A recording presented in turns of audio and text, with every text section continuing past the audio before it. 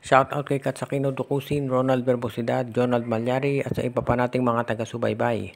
At ang balita natin ngayon, mukhang itong Barangay Ginebra ay handa na raw ilako itong si Sydney Onmubere at itong si John Mariano dito sa ibang mga koponan, kabilang na ang Northport Batang Pier. Dahil naghahanap si Coach Tim Cone ng isa pang small forward.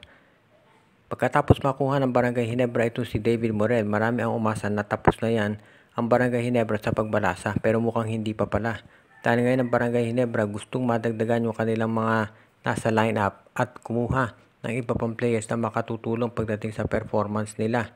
At ngayon, mukhang gusto rin ni Coach Tim Cone alisin na yung mga players na hindi masyadong nagagamit at siyempre kinakailangan nila kapag nakipag-trade ay magbigay din ng players na merong value. At dyan papasok to si Sydney Onmubere. Napansin na natin na medyo maganda nilalaro ni Onmubere, lalo na kapag nabibigyan ng playing time ni Coach Tim Cone. Dahil dyan, tumaas ang trade value nito at pwede na siyang gamitin ng Barangay Ginebra para kumuha ng iba pang mga players na mas aangkop dito sa gustong gawin ni Coach Tim Cone. Sa ngayon kasi naghahanda na Barangay Ginebra hindi lang dito sa playoffs, kung hindi para na rin sa next season. Dahil umaasa Ginebra na next season, kompleto na sila. Nandiyan na itong si Jeremiah Gray at itong si Jamie Malonzo at kung sino-sino pa ang kukunin nila ng mga power forward do sa lineup. Kaya sa ngayon, asahan natin na itong Barangay Ginebra ay gagawin ang lahat para masiguro na yung mga players na talagang hindi ginagamit ni Coach Tim Cone dahil hindi bagay sa kanya ay malilipat na sa ibang koponan. Katulad nitong si Bonpe Sumal, si Sydney Onmubere, si Jason David. Yung mga yan ang malamang matrade. Isama na rin natin itong si Stanley Pringle. Kung mapupunta sa Northport ito si Onmubere, makatutulong yan at siguradong mapupunuan yung pagkawala dahil ito si Navarro baka matrade. Nilalangaw na nga ba itong PBA? Yan ngayon ang tanong ng karamihan. Dahil nga dito sa kukunti yung mga nanonood. At sa ngayon marami nagsasabi na ang PBA ay delikado na ang lagay.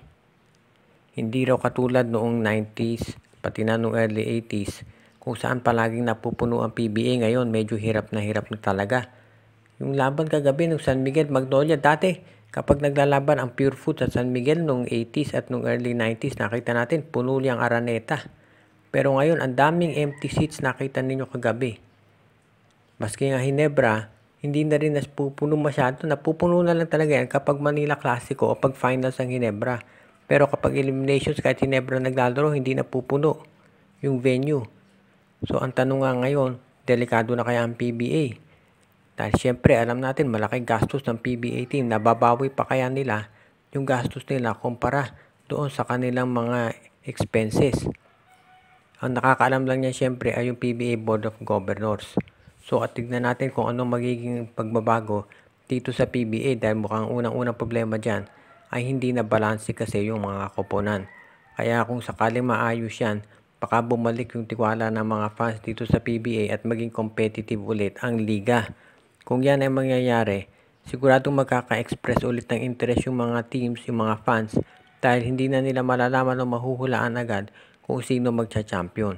Kaya sa ngayon, tignan natin kung ano ang gagawin nitong PBA para ma-revive ang interest ng mga tao sa kanila.